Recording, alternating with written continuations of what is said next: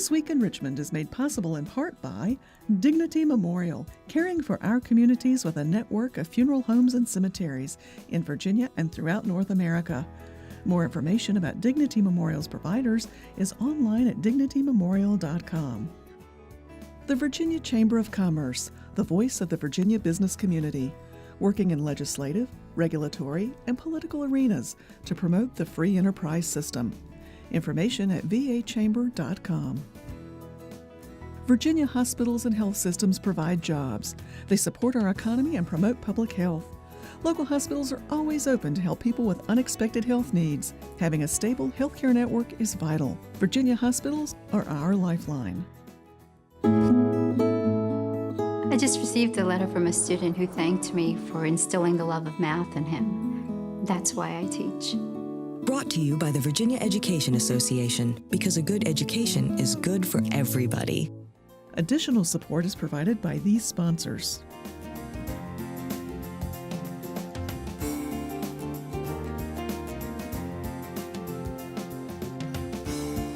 And by the members of Virginia's public television stations. Thank you.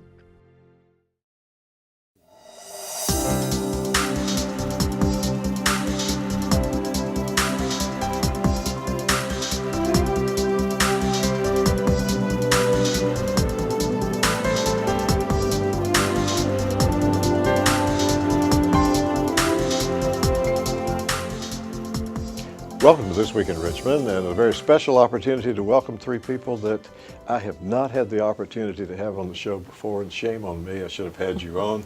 But all three from the Secretary of the Commonwealth's office, Traci DeShazor, the Deputy Director, Lana Westfall, who's the Director of Appointments, and Jennifer Sayegh, who is the Deputy in Appointments. And delighted to have you here because the Governor of the Commonwealth of Virginia may be number one, if not very close to that, in the number of appointments that are made during a four-year term.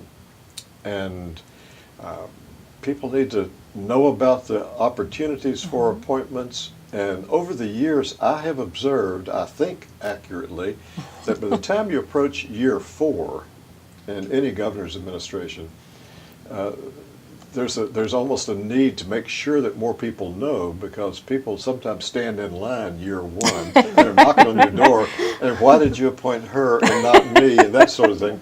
But by the time we're at this point now, it could be very helpful for you all to let folks know about the appointments, 600 or 700 that probably are to be made this year coming up. So. Yeah. Madam Deputy Secretary, we'll start with you, Sure. And then your two colleagues join in, and let's inform the viewers. Absolutely. Well, first, thank you so much for having Yes. us. We certainly appreciate it. So Governor McCullough, since the beginning of his administration, has made it a point to ensure that all of his efforts are making Virginia more open and more welcoming to everyone. And that's something that we take into the appointments process as well. So during the course of his 4-year administration, he will make about 4,000 or so appointments to boards and commissions. We're in the home stretch. We do have about 700 remaining, and we're proud to say that we do our best in focusing in making appointments to ensure that we're being representative of the Commonwealth in doing so. Tell us more about the appointment process. Lana, you've known it from having worked with Senator Russ Potts for many years. You saw it from that side, now seeing it from this side. Yeah. I did work in the House and the Senate both, so I had a vested interest in many of the boards that I administer appointments to it right now.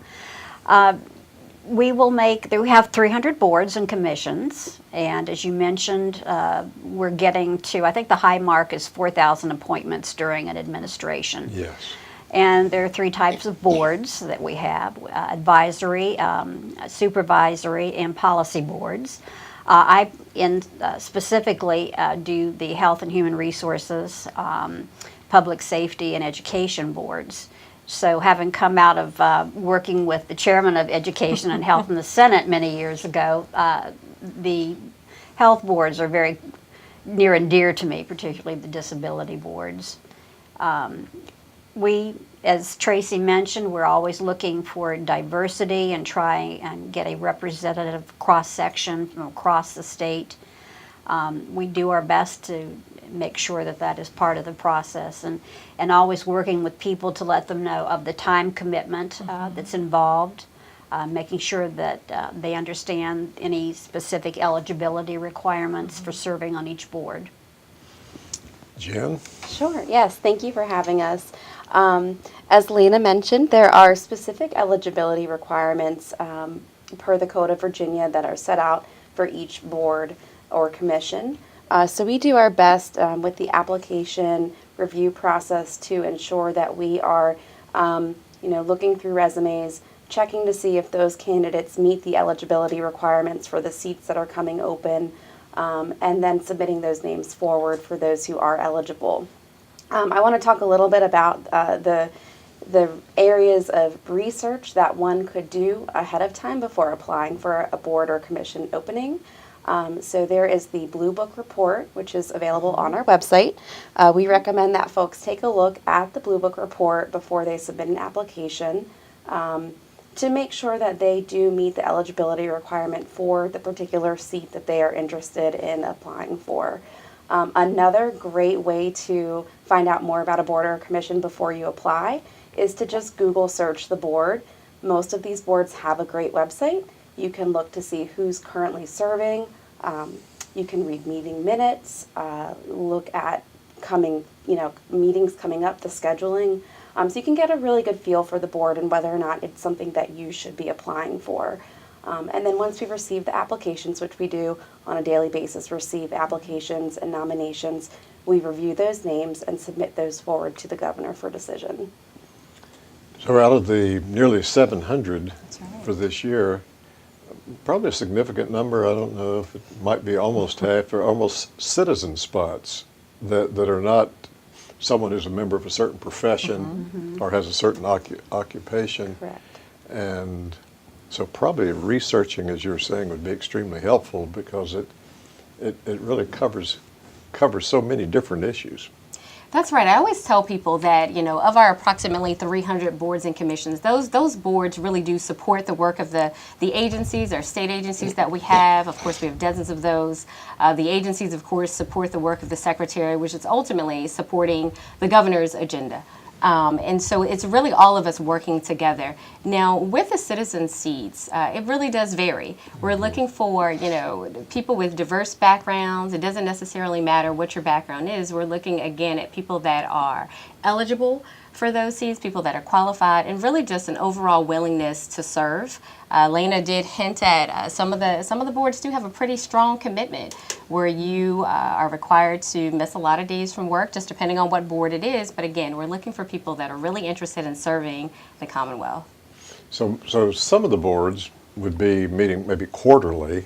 Correct. Could be less than that possibly, but then others, as you're suggesting, have more frequent meetings. That's right. I think Lana probably has a really good example under her Yes. purview. Yes, I do. The Board of Nursing. That's right. There is a huge commitment. The minimum days that you would put in would be 35 days per year, and I've seen it as high as 50. We have a problem keeping members on the board because if their full-time employment is not willing to let them take that time away from their job, they often have to resign after maybe only being on there a short while. We have a huge need right now for LPNs and registered nurses and citizens. There's a citizen seat that's been outstanding for quite some time. It kind of goes back and forth. We've had a couple of them that have been open off and on. But we do have a huge need there. Any of the regulatory boards, the health boards in particular, dentistry, veterinary medicine, there is going to be more of a time commitment. So someone watching the show who's maybe 4 or 5 hours away from Richmond may be wondering, do most of the meetings take place in Richmond? Do they vary around, or does it vary according to the board? That's actually a great question. And Jen, I'm thinking about two boards in particular that you may be able to give examples about, and that's the Virginia Asian Advisory Board and then the Virginia Latino Advisory Board. Absolutely. I would say it very well will vary across the board. A lot of boards do meet in Richmond. Some boards will have quarterly meetings and rotate and have a meeting in a different part of the state, each quarter, so that the board can kind of be hosted and see that area of the state. For the regulatory boards that are not under the health Health Secretariat, for example, the Department of Professional and Occupational Regulation, they have all of the professional regulatory boards like the Board for Contractors or Real Estate Board, and those also require a lot of time commitment. They meet in Richmond 4 to 6 times per year, but there is a lot of material to go through. So again, it just varies. But the Asian Advisory Board, the Latino Advisory Board, they might hold 2 meetings in Richmond and then 2 at various places across the state for the remainder of the year. That'd be true of the boards that you work with also, Yes. Lana? Be pretty much the same, other than the ones I mentioned earlier. So again, if someone is considering this, or they're going to pass this on to a friend who would be interested, one of the questions may come up, what about the expenses? I know there have been times that some boards had a per diem and some didn't, and I think seemed like there's been a movement toward doing away with per diems, but what about expenses? Sure. So this is a question that comes up, and it really just depends. It depends on the board, and that's why, again, going back to just doing some of the research on the front Right. end. And if you're unable to find some of that information on the board's website, for example, then we often encourage people just contact our office. We can get in contact with whomever that board administrator is, because each board really does function and handle reimbursements and per diems very differently. Oh, so there's not, that's good information. So there's not one uniform thing. That's probably why it's not on the website. It doesn't say, because they do differ. I would say most boards provide some sort of compensation at the state per diem rate for mileage and or lodging if necessary to attend meetings, but not all. So again, you do need to check with that particular board. It's usually set forth in the code section for that board what their per diem compensation is. But again, it's at the state rate, and that's usually mileage, maybe a lunch per diem, or lodging if you have to come up the night before to attend a meeting. And it will just depend on the board. Lana, you mentioned the citizen member, and one of the boards that have been not filled for some time. Are those on the boards that regulate professions, whether in health or in commerce and trade or whatever? Is the challenge at times finding the citizen member? Because I would think if you're a member of that profession, it can be almost a matter of prestige if you have the time. Right. But if you're not connected with Yes. that profession at all, then is that where the challenge lies? I did make a recent appointment to the Board of Nursing for a citizen seat, and the woman is retired. It was a perfect fit, but I had to talk her into it because she said, I have no background in nursing. What can I bring to the board? I feel like I wouldn't fit in. So after speaking with the board administrator, I put the 2 of them together because they're in the trenches. They know what goes on a daily basis, and I like to put them together when people are concerned about accepting certain appointments. And we were able to convince her it was a perfect fit. She was actually had a counseling background, so it applies itself to many different areas when you have hearings on licensure and that type of thing, you know, and when they've had complaints filed against them, perhaps, you know, and they're trying to decide whether or not their license is going to be revoked, that type of thing. That's actually a really good example, Lana, because with the citizen seats, you find that, you know, people may not think their backgrounds are actually applicable, and then once they learn a little bit more about the board, they realize that what they're bringing to the table is actually a very unique perspective. And while their experience may not be in that particular area, it's that perspective that they're offering to the board that ends up being of great value.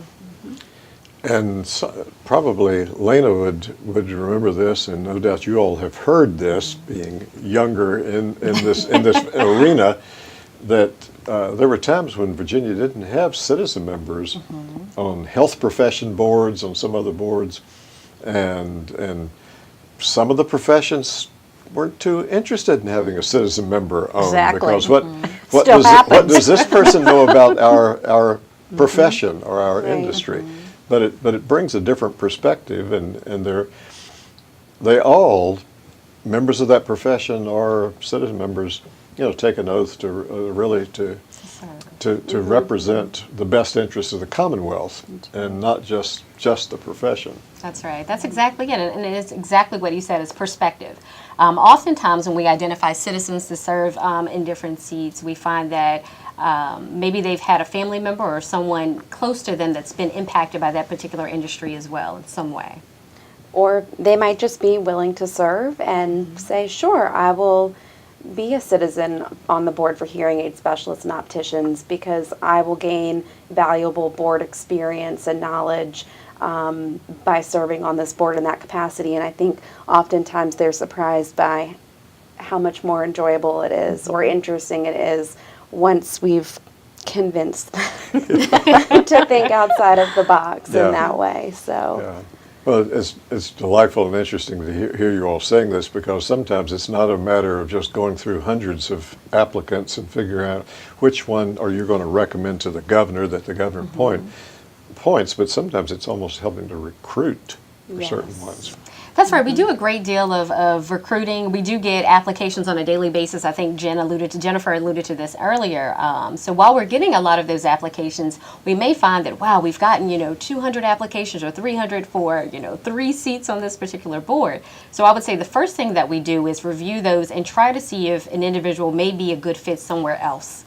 If we're unable to appoint them to the board that they may be interested in. And so we do oftentimes proactively reach out to people to see if they may be interested somewhere else. But on the recruiting side, we have the Secretary Kelly Thomason is always out there on the road talking about boards and commissions and opportunities to serve, because again, our goal is to ensure that we're following the governor's direction and making appointments that are truly representative of the Commonwealth. The way that technology comes into this whole process, you gave an example how you can go on websites of different boards, and I think it goes back to the McDonnell administration. It's been followed through ever since then. There's online applications and an online where if I know that you're applying or not me, but you reach out to someone else, they can send a recommendation. Yes. You can recommend someone, and that's all right there online that they can fill it in. Absolutely. Did you want to share a little bit about that, Jen? Sure. We would love folks to use our online nomination system as well as the application system. It's just a simple form that you can fill out and submit for someone that you think might be a great candidate for a board. We'll make sure that we follow up with that person if they have not submitted an application, or we will keep it on file with their application record. We also receive nominations via letter, email, word of mouth, but we track all of those in our system and with that applicant's record. So we encourage individuals not only to apply for boards and commissions, but also to nominate individuals in their community that they think would be a great candidate for board service. With the one-term governorship, and I frown a bit, maybe perhaps as I say that, because that creates all kinds of challenges. Some would say it creates opportunities, but it creates challenges. Then I think it really means the work that your secretariat does. You don't have 8 or 12 or years that you've had contact with people. That's right. I imagine that first year was a wild and crazy year to try to get things done. It was. The second year was much easier, I will admit. Yes. We spent a lot of time together the first year Late figuring nights. things out, but we made it work. It was fun. And what's interesting, obviously we are in the last year of the administration, and so we do have about 700 vacancies currently, but that's it. And we try to let people know, this is it, get your applications in now, but the appointments process will go on and it will live long after Governor McAuliffe is no longer in office, but we are very transparent with people and letting them know that, these are the appointments we're focusing on for the remainder of this administration. If you are interested in serving, perhaps not this year, but next year, we do let people know that you will have to submit an application after the new administration starts. Well, that raises an interesting question that I hadn't expected to ask you, but if you don't mind my asking, with the transition that always occurs, even if it's a governor of the same party, the online applications, do they sort of just cease and then they start over again? If someone applied this year and wasn't appointed, would their application stay live for the next? Lena's is answering that with a nod of her head. I think I knew the answer, but yes. Yeah. They will have to reapply when the new administration comes in, Right. unfortunately. Yeah. all of those records that we have online, those applications will be deleted from the database. Archived. They will be archived, but yeah, they won't transfer over to the next administration. That's right. And I think we would recommend for those folks who did want to apply or reapply if they had already applied during this administration for the next administration to hold off until late February, early March of the new administration, just because those first couple months of the transition, I think they're still kind of getting set up. So maybe just wait until February or March of the next administration and then resubmit your application online. Because most of those terms really are July through June. That's right. For most of the Not all of boards, them, yeah. that's right. Not all of them, but for most of the boards, the terms will start. So in the summer, so July 1 is when they'll start, and they'll run through June 30, just depending on how many years the appointment is for. Some board appointments can be for 3 years. Some board appointments are for much longer. So it really just depends on that particular board. But the terms in general start July 1. Now, if someone goes on the website, and I reviewed it recently, they will find that there are appointments to authorities, compacts, independent, judicial, legislative, every That's right. cabinet member, every cabinet position, and really it's A through, not Z, through V, I think, through veterans, that there's in those 700. So there's that one screen in which they keep scrolling down, and you can really see all of them at a glance, and then need to do more research, Yes. as you were saying, to see, because it may say seat 18 or seat 20, or That's what is that? Where is that? And it may be a geographic need. Usually there's a seat number associated with that particular seat, but the number has no purpose other than to let us know that Right. That's the one to that's provide some continuity as we make appointments. That's right, more for internal purposes, Right. and so you don't worry about the numbers, and if they have any Exactly. questions, feel free to contact us, and we can just Exactly. walk them through any of that. Now, you will see, for instance, like Council on Aging, those appointments are made based upon the congressional district of the Right. resident. right. That's a very good example. And while I've mentioned a couple of times the one term, the appointments, people can be reappointed for a second full right. term. And I think probably a significant number do serve for 8 years if they have the time, as you're saying, and it's something that they've enjoyed doing, and if they are reappointed in the next administration. That's right. We always say that in making board appointments, it's like putting the pieces of a puzzle together. And the reason that we say that is because the first thing we're looking at is the pool of applications that we're getting in. We're focusing on the eligibility of the individuals applying to ensure that what they're bringing actually matches the needs of the board and the actual needs of the vacant seat. And so that's first and foremost. We're taking into consideration diversity, and we mean diversity when it comes to age, race, gender, regional diversity as well. And so it really is like putting the pieces of a puzzle together to ensure that we're appointing individuals that are not only eligible and willing to serve, but that are the right fit for that board and that particular seat. Excellent. We have about another minute. What else do you want to let the viewers know about what they need to do? We need you to apply. Yes. Is what we need you to do. We need you to visit our website, just commonwealth.virginia.gov, get those applications in, and as Jennifer said, please do feel free to nominate individuals as well. We're seeking folks that are interested and willing to serve the Commonwealth and that are eligible for the particular vacancies that we currently have. Lena, what would you have? I think it's important for people to realize that they're giving back a very valuable service, even though these are unpaid positions. And I think there are so many people out there that want to serve, and if we can't find a seat for them, that's not for a lack of trying. Not give up. That's what I say. Jen? I'm just going to harp on that. Do your research one more time. Okay. Do the research. You know, those tools are out there. We're happy to help you. We're here if you want to contact us with specific questions, but research and then apply or nominate, and we look forward to receiving your applications. Well, thank each of you. Thank you as a team for being on this Thank show you. This Week in Richmond. And we hope that you get a boost in the number of applicants from your explaining Thank this you. process. So thank you very much. Thank you. Thank you for having us. Yes, definitely.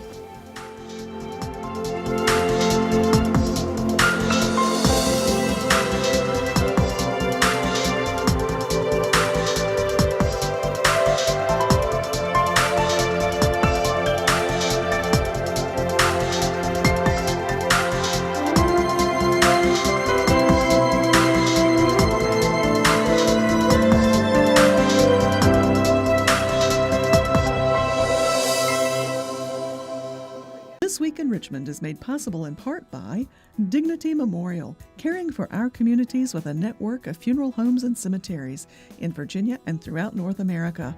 More information about Dignity Memorial's providers is online at dignitymemorial.com.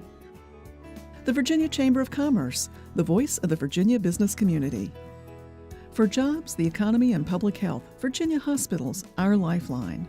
The Virginia Education Association, because a good education is good for everybody. Additional support is provided by these sponsors.